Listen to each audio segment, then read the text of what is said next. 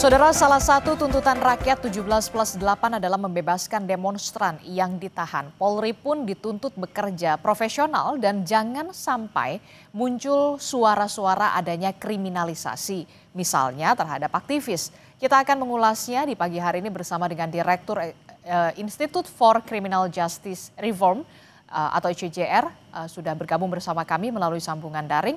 Ada Mbak Maidina Rahmawati. Kami juga akan mengulas bagaimana suara-suara yang muncul melalui media sosial bersama dengan peneliti senior Drone Emprit yang sudah hadir ke studio Orange Kompas TV. Sudah ada Pak Ian Kurniawan. Selamat pagi Pak Ian. Pagi Mbak. Ya, kemudian juga ada Mbak Maidina. Kemudian juga melalui sambungan daring pula sudah hadir Kabar Reskrim periode 2009 hingga 2011 Komjen Purnawirawan Ito Sumardi yang akan bergabung kemudian. Saya menyapa dulu Mbak Maidina. Mbak Maidina, selamat pagi, Assalamualaikum, apa kabar? Waalaikumsalam, pagi Mbak, baik. Saya ke Mbak Maidina dulu ya, Pak Ian ya. Ya, Mbak Maidina, ini kan kalau kita lihat ya, bagaimana ICJR khususnya melihat sejauh ini penanganan polisi terhadap demonstran yang ditahan. Walaupun kemarin kita sudah melihat Menko Yusril Iza Mahendra sudah mengatakan dan menjenguk para demonstran yang ditahan, tidak ada kekerasan, kemudian tidak ada bahkan tidak ada jeratan pasal makar di sana.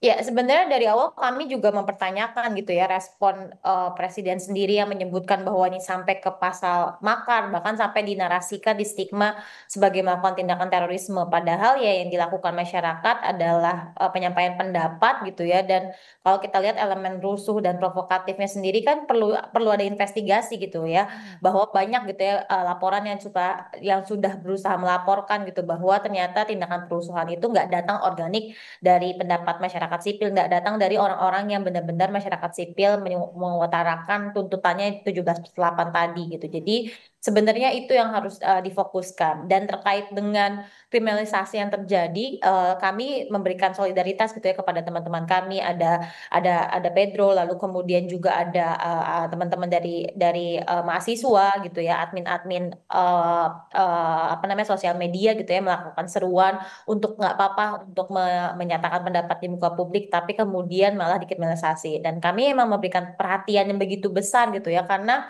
ada narasi untuk penggunaan kekuatan yang berlebihan oleh aparat penegak hukum, akhirnya berdampak pada nggak sedikit gitu ya orang-orang yang ditangkap gitu ya, berdasarkan laporan Kekuatan yang berlebihan seperti apa maksud Mbak Maidina? Ya, karena kan sebelumnya responnya diserukan untuk melakukan tindakan yang keras gitu. Kalau misalnya melakukan memberikan tindakan keras dari aparat penegak hukum dari polisi gitu ya, utamanya untuk melakukan tindakan. Nah, akhirnya berdampak pada penangkapan yang sangat masif. Ada sekitar 3.000 orang yang dilakukan penangkapan, termasuk di dalamnya adalah anak gitu ya, yang kemudian jadi anak dalam berkonflik dengan hukum.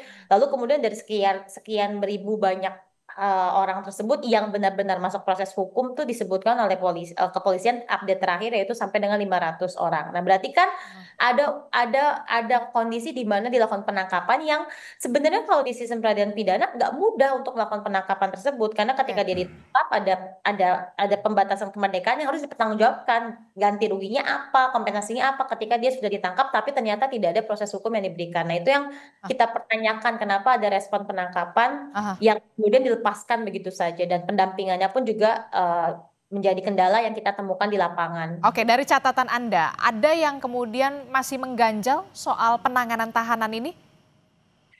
Sebenarnya masih mengganjal gitu ya, karena penggunaan pasalnya sendiri pun juga memberikan catatan gitu ya. Misalnya kami juga nge-highlight kemarin teman perempuan gitu ya, yang juga mengutarakan ekspresinya sebenarnya tuh enggak serta-merta bisa disebutkan sebagai ujaran kebencian terhadap institusi, karena nggak ada pasal 228 ayat 2 itu bisa ditujukan kepada institusi yang tidak berdasarkan identitas berbasis sara gitu ya.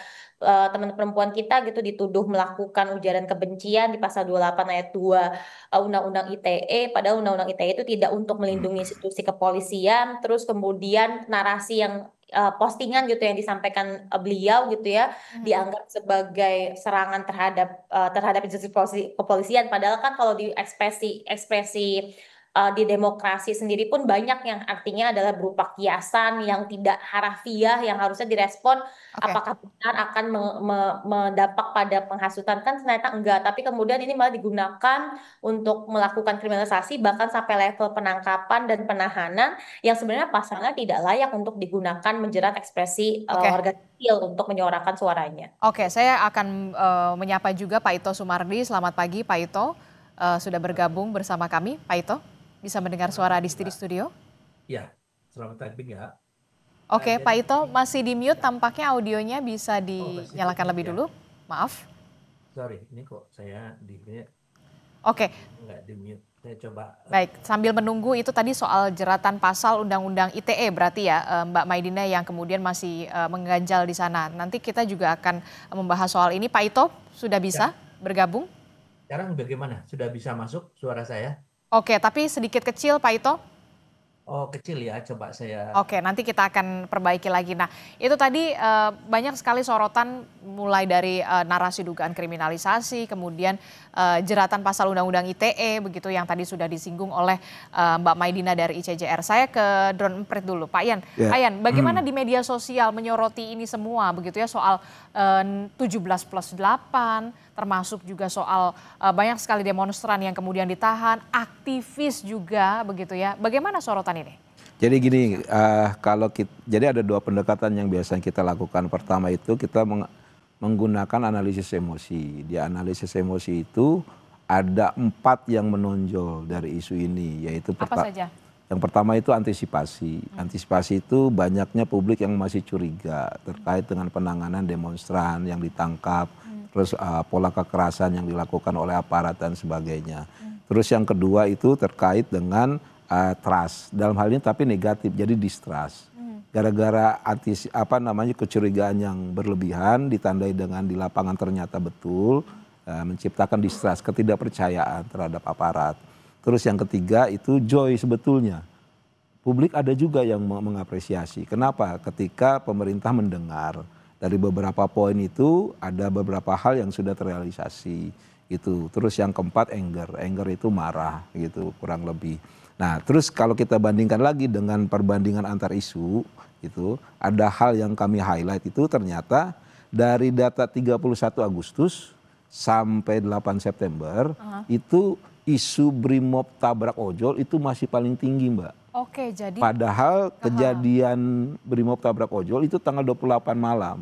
Artinya sampai sekarang orang masih menceritakan, residunya masih ada. dan masih menjadi sorotan di Dan media masih sosial. menjadi sorotan di Itu media di sosial. TikTok, X, atau kemudian di Instagram? Di hampir semua, Mbak, gitu. Oke, nah ini dia kita lihat ya Nah, bagaimana jadi komparasi isu pasca komparasi, demonstrasi, sumbernya dari Drone Emprit bisa dijelaskan. Ya, Ini itu. ternyata Brimob tabrak ojol masih tinggi ya, masih residu. Ya, 53 ya? ya, kurang lebih seperti itu. Nah, kenapa bisa muncul kayak gitu? Pertama itu wajar mengingat kejadian Brimob tabrak ojol itu punya dua hal yang pemantiknya. Pertama itu sisi emosional dan kedua sisi sensasional. Terus kedua itu proses dari hukum terkait dengan para pelaku, dalam hal ini adalah para Brimob yang menjalani proses persidangan, kurang lebih seperti itu. Karena juga ada pembelaan gitu dan akhirnya menjadi percakapan tersendiri. Nah, ini bayangan saya, ini menjadi concern sebetulnya buat pemerintah, jadi pelajaran, lesson learn gitu, bahwa ketika menghadapi demonstran betul-betul pakai polanya itu yang persuasif. Jangan lagi ada yang namanya pola represif. Apapun pola represif begitu, pasti yang jadi salah itu aparatnya. Dan sentimennya negatif. Sentimennya negatif. Padahal bisa jadi aparat itu betul, misalkan ya. Karena kita kan nggak tahu realitanya gitu. Kita hanya lihat di media sosial. Makanya ini jadi pelajaran penting. Terus selanjutnya adalah terkait dengan tuntutan demonstran. Oke, kita akan lihat lagi isunya, komparasi isunya Komparasi selain isu. tabrak ojol, Brimob Nah, tabrak yang ojol, kedua itu komparasinya adalah soal tuntutan demonstran. Nah, di Ini tuntutan demonstran juga ada yang menarik gitu. Menariknya apa? Jadi gini, selama ini kan orang melihat di 17+8 aja. Padahal enggak. Banyak tuntutan-tuntutan lain dan karena dia tidak terkoordinasi, tidak terorkestrasi dengan baik, akhirnya tuntutan itu seolah-olah tidak ada. Contoh yang paling gampang adalah tuntutan buruh. Itu besar. Itu tuntutan buruh itu namanya hostum. Ya, hapus outsourcing, tolak upah murah. Begitu. Terus ada lagi yang namanya sepultura. 10 tuntutan rakyat. Fokusnya ada pada reformasi Polri. Kurang lebih seperti itu. Ada lagi reshuffle. Reshuffle ternyata sudah dilakukan gitu. Makanya sebetulnya kalau pemerintah bisa melihat lebih jernih gitu, apa yang harus dilakukan? Pertama itu rangkul semua. Gitu. Minimal bahwa pemerintah mendengar itu terlihat oleh publik. Ya, terus kedua itu aksi. Nah, problemnya ini kan ini komunikasi sudah dilakukan, pemerintah terlihat sudah mendengar, aksinya nih yang agak kelamaan. Makanya dibilang Karena masih delay gitu. Masih delay, dibilangnya Bapak simbolis aja nih gitu. Nah, itu yang sebetulnya ditunggu oleh mahasiswa. Oke, nanti Gitu. kita juga akan bahas soal itu, soal di media sosial lainnya. Tapi saya ke Pak Ito dulu. Pak Ito, sudah bisa mendengar suara Adisti di studio, Pak Ito? Bisa, tapi suara saya bagaimana sekarang? Aman, clear Pak Ito. Nah, ini tadi kita sudah melihat bagaimana dinamika di media sosial begitu ya soal Brimob tabrak ojol itu masih menjadi sorotan dan juga perbincangan baik itu di media sosial X, TikTok, Instagram, termasuk di portal-portal online, termasuk juga soal yang tadi disinggung oleh Mbak Maidina soal aktivis dan juga demonstran yang sampai saat ini masih ditahan. Nah, Anda melihatnya bagaimana? Apa yang perlu dilakukan oleh Polri? Jangan sampai kemudian terlihat terkesannya ini adalah sentimennya negatif begitu. Iya, baik Mbak. Terima kasih. Kebetulan saya juga sebagai salah satu penasihat ahli Kapolri di bidang hukum ya Mbak, di bidang hukum. Kami sejak kejadian itu secara maraton 4 hari seluruh penasihat hukum yang rata-rata dari pakar itu kita melakukan evaluasi. Evaluasi sangat menyeluruh dan sangat komprehensif. Jadi dari hasil evaluasi mungkin perlu kami sampaikan bahwa kita perlu memisahkan antara unjuk rasa dengan huru-hara atau kerusuhan. Karena kita menghargai daripada mungkin teman-teman ya mahasiswa yang melakukan unjuk rasa damai. Tapi kan ada pihak lain yang memanfaatkan sehingga kita lihat hasilnya adalah bagaimana mereka merusak fasum, fasos, dan lain sebagainya. Itu yang dilakukan oleh perusuh. Betul, perusuh. Nah, ini semua adalah untuk mengamankan mereka kita berdasarkan daripada CCTV maupun juga alat-alat dokumentasi yang kemudian dibahas secara detail oleh pihak penyidik. Kemudian mereka mengamankan. Setelah itu baru memilah-milah siapa yang masuk dalam memang bisa dimasukkan dikategorikan dalam pasal-pasal KUHP ya, misalnya pengerusakan, penghasutan dan lain sebagainya. Ini yang masih diamankan. Kemudian termasuk anak-anak Mbak ya. Anak-anak ini juga kita juga tidak sembarangan, tentunya Polri tidak mungkin akan sembarangan dan ini kita evaluasi betul dan ada ruang ya, ada ruang apabila memang ada satu keberatan karena kan dari Komnas Perempuan, Komnas HAM, kemudian juga dari LBH mereka semua mengawal, semuanya mereka mengawal diterima dengan tangan terbuka oleh Polri sehingga nanti ada ruang kalau memang ada keberatan penetapan sebagai tersangka kan kita punya namanya pra peradilan. Sehingga proses hukum tetap harus berjalan, tidak semata-mata kita mengatakan itu sebagai kriminalisasi. Kalau di dalam proses hukum ternyata orang yang dinyatakan sebagai tersangka, kemudian dia tidak bisa ditetapkan sebagai tersangka, maka kita bisa melakukan namanya satu pendapat bahwa itu adalah kriminalisasi. Tapi selama 4 hari berturut-turut Mbak ya, termasuk kita membahas Rantis Brimob kenapa sampai menabrak, kita ambil dari berbagai video. Kemudian seluruh penasihat ahli itu dilibatkan oleh dipimpin oleh Pak Wakapolri, sehingga kita mengambil kesimpulan memang ada hal-hal jujur harus diperbaiki daripada untuk SOP penanganan unjuk rasa dan ini sedang kita lakukan. Oke, dan ini dievaluasi. Tapi bagaimana dengan aktivis yang kita tahu saat ini masih ditahan oleh polisi begitu? Ya, tentunya penahanan itu kan ada dasarnya. Ada dasar apakah alat-alat bukti yang dikumpulkan baik melalui video maupun daripada alat bukti lain. Tapi kan tadi saya sampaikan, kita membuka ruang kepada pihak misalnya penasihat hukum ataupun badan-badan yang mungkin ingin menyampaikan bahwa keberatan, kita tempuh jalur hukum dan kita juga terbuka Mbak. Ada juga namanya RJ. Ya RJ itu restoratif justice. Kalau dianggap bahwa terhadap yang bersangkutan itu masih bisa dilakukan pembinaan, tentunya Polri juga akan mengedepankan RJ. Jadi di sini Polri juga tidak ingin kita melanggar hukum karena bagaimanapun juga kita melihat dampak-dampak dari penjarahan, kemudian juga dari pengerusakan fasum, pembakaran fasum, fasos ya. Dan ini juga dilihat daripada jejak digital. Karena kita menggunakan jejak digital juga, apakah memang ada unsur-unsur yang bisa dikategorikan sebagai menghasut. Nah, ini kan kita tidak tahu. Yang tahu adalah daripada penyidik dan kita kawal, Mbak. Oke. Kompolnas pun juga mengawal. Oke, Pak Demikian. Ito, kalau kita lihat kan dalam tuntutan 17+8 ini kalau tidak salah ada poin untuk meminta dibebaskan atau membebaskan para demonstran. Apa pendapat Anda soal ini? Ya, kalau dibebaskan tadi saya sampaikan. Kalau dibebaskan itu kita bisa menempuh dengan restoratif justice ataupun kita membebaskan tentunya dengan pertimbangan-pertimbangan. Apakah memang yang bersangkutan itu memang aktivitasnya adalah menyampaikan hal-hal yang bisa memicu masyarakat ya. Misalnya contohnya ada satu akun ataupun ada satu yang apa namanya mengajak anak-anak sekolah ya. Kita punya Mbak itu data-data bukti-buktinya Oke. anak-anak sekolah untuk turun ya. Tentunya ini pun juga akan kita pertimbangkan. Jadi jangan sampai orang yang melanggar hukum ini tentunya kita kita bebaskan ya. Kita tentunya tempuhlah jalur hukum. Kalau memang tidak puas ada ruang yaitu kita memberikan kesempatan melalui eh, Pra-peradilan. pra peradilan ya atau Oke. PTU. Oke, saya Demikian. ke Mbak Maidina. Mbak Maidina, bagaimana respon Anda soal dugaan penghasutan ini yang tadi sudah disampaikan oleh Pak Ito begitu. Memang ada klaster soal perusuh, kemudian aktivis begitu ya. Bagaimana pendapat Anda soal ini? Ya, saya mau tekankan gitu bahwa yang dikriminalisasi oleh oleh kepolisian terhadap teman-teman aktivis itu nggak ada terkaitannya dengan perusuhan. Kalau kita lihat Del Pedro, Syahdan, Khair, lalu kemudian Laras, semuanya pakai kriminalisasi yang berkaitan dengan ekspresinya dia. Lalu kemudian dikaitkanlah dengan penghasutan yang sebenarnya nggak ada hubungan clear sebab akibat atas yang dia update dengan kerusuhan yang dilakukan. Itu dua hal yang berbeda.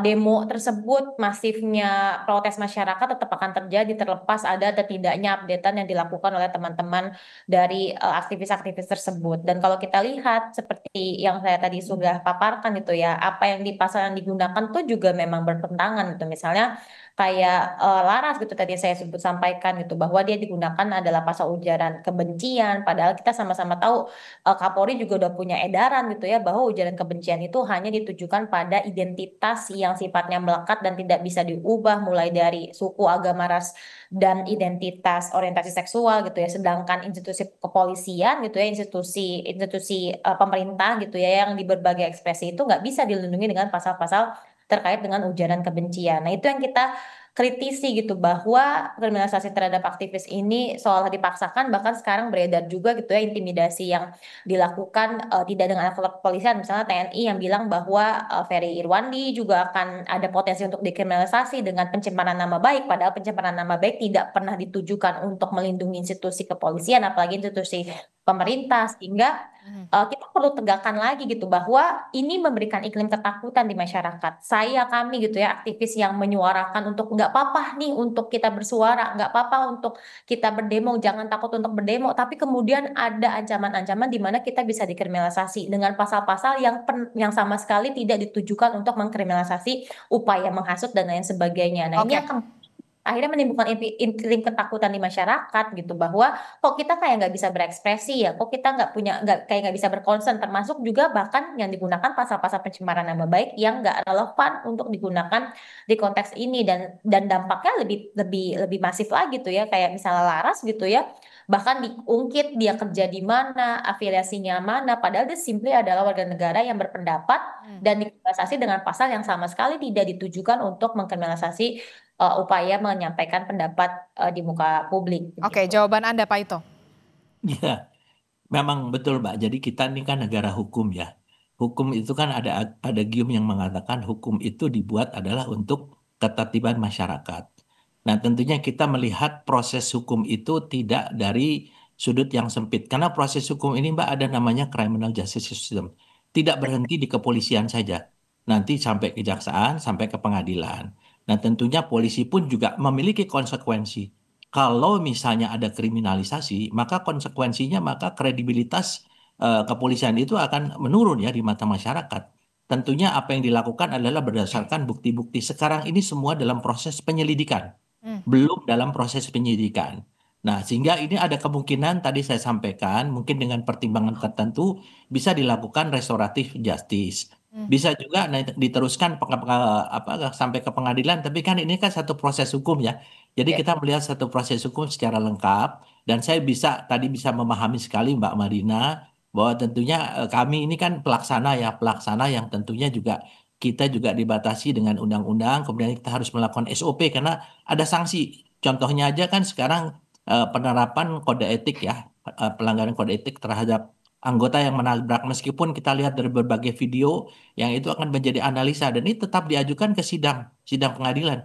Nanti kita serahkan semuanya kepada proses persidangan. Sementara kan dari anggota tersebut pun dia sedang melaksanakan tugas. Jadi saya kira mungkin polisi pun juga kita tidak ingin ada hal-hal yang bersifat anarkis. Kami percaya bahwa mahasiswa, teman-teman aktivis itu mereka menyuarakan hati nurani yang sebetulnya dialami juga oleh anggota polisi ya. Mereka juga orang kecil juga. Mereka kalau boleh namanya tidak pakai baju polisi demo, mungkin mereka ikut demo juga gitu. Cuman karena sekarang dengan tugas dan sumpah jabatannya, mereka harus mengamankan. Nah, Oke, untuk kerusuhan-kerusuhan itulah Mbak yang kemudian ditelusuri penyebab dari kerusuhan, apakah memang karena ada hasutan ataukah ada lain. Nah, ini dalam proses penyelidikan. Jadi kita percayakan saja pasti polisi juga akan bersifat profesional dan kami dari penasihat ahli Kapolri selalu menyampaikan hal-hal yang sifatnya untuk saran-saran kepada Pak Kapolri agar Polri bertindak secara profesional, transparan dan juga berkeadilan. Demikian, Mbak. oke. Bagaimana Mbak Maidina? Tapi jangan dijawab dulu Mbak Maidina, termasuk juga soal bagaimana penanganan kasus penahanan para aktivis ini, termasuk juga tuntutan untuk 17+8 di media sosial yang terus masih dikawal di warga netizen begitu ya, masih mengawal terus 17+8 ini. Tapi jangan dijawab dulu, kita akan temukan jawabannya sesaat lagi. Tetaplah bersama kami di Sapa Indonesia Pagi. Terima kasih Anda masih bersama kami dalam Sapa Indonesia Pagi. Saudara, kita masih mengawal bagaimana tuntutan dari rakyat begitu ya, masyarakat sipil 17+8 yang kemudian disoroti adalah soal penahanan para demonstran begitu. Tidak hanya demonstran tapi juga aktivis yang ditahan oleh polisi. Mbak Maidina tadi Pak Ito sempat menyinggung soal restoratif justice, pra-peradilan begitu. Nah, bagaimana respon Anda soal restoratif justice ini? Saya mau highlight dulu gitu ya bahwa ini tadi juga Pak Ito sampaikan bahwa ini masih proses penyelidikan. Enggak, ini udah sampai dengan penyidikan gitu karena teman-teman kami gitu ya yang tadi saya sebutkan nama-namanya sudah ditahan. Penahanan kan hanya boleh dilakukan pada saat penyidikan. Jadi memang ini sudah sampai ke penyidikan. Dan saya juga concern sekali dengan narasi soal bahwa ini bisa diselesaikan dengan restoratif justice. Ini sebenarnya meneruskan kembali salah kaprah restoratif justice di Indonesia gitu, bahwa sebenarnya ide tentang restoratif justice adalah soal penguatan hak korban, korban dan pelaku punya ruang untuk saling bertemu dan menyelesaikan perkaranya gitu ya untuk menghasilkan win-win solution. Nah, itu hanya untuk tindak pidana dengan korban. Di konteks ini, dia ketika kita mau melaksanakan restoratif justice harus clear bahwa dia adalah tindak pidana, pelakunya jelas, korbannya jelas. Di konteks ini kan kita sama-sama mempertanyakan apakah ini benar-benar adalah tindak pidana. Tadi saya sudah sampaikan, misalnya pasal yang digunakan untuk Del Pedro adalah pasal 160 KUHP tentang penghasutan. Sampai dengan saat ini belum clear, jelas gitu ya bukti yang dihadirkan bagaimana apa yang mendasarkan updatean dari Del Pedro yang berkolaborasi dengan banyak akun tapi kemudian yang dijerat dia aja. Lalu kemudian apakah itu serta-merta postingan tersebut berdampak pada terjadinya kerusuhan yang dinarasikan, berdampak pada terjadinya penyerangan kantor kepolisian? Kan enggak ada yang menjelaskan bahwa postingan tersebut berkorelasi dengan demo-demo yang terjadi di masyarakat. Nah, itu yang digunakan adalah pasal 160. Kita dudukkan kembali bahwa enggak terbukti ada tindakan yang saling berhubungan untuk menghasilkan demo sehingga Del Pedro dianggap sebagai penghasut. Itu yang pertama, untuk tindak pidananya. Lalu kemudian yang kedua, kalau kita mau pakai restoratif justice, siapa pelaku dan korbannya? Kalau pakai pasal-pasal 160 di KUHP, dia adalah tindak pidana terhadap keamanan negara. Apakah negara ada representasinya untuk dia bisa mediasi dengan Del Pedro? Kan enggak. Itu yang kita dudukan lagi. Jadi pertanyaan pertamanya adalah apakah benar apa yang dilakukan oleh Del Pedro adalah tindak pidana? Baru kemudian menghadirkan ide soal restoratif justice. Sedangkan definisi restoratif justice yang tadi kita sampaikan, yang kita bahas di sini ternyata nggak tepat. Restoratif justice itu tidak seperti ini. Ini yang harus kita teruskan lagi. Oke. Kalau kita Oke, baik Pak. bukan dengan restoratif justice, ini salah juga akhirnya merespon situasi ini dengan menarasikan diselesaikan dengan RJ. RJ tidak seperti ini yang benar. Oke, Pak Ito, Ya. respon Anda. Ya, baik. Yang pertama saya luruskan dulu, Mbak ya. Tadi kita bicara secara keseluruhan juga. Mengapa dari sekian ribu menjadi 500? Semua memang melalui proses penyelidikan. Dari proses penyelidikan itu kemudian kita pilah-pilah siapa yang bisa dinaikkan untuk menjadi proses penyidikan. Ya, termasuk Pedro ini kan.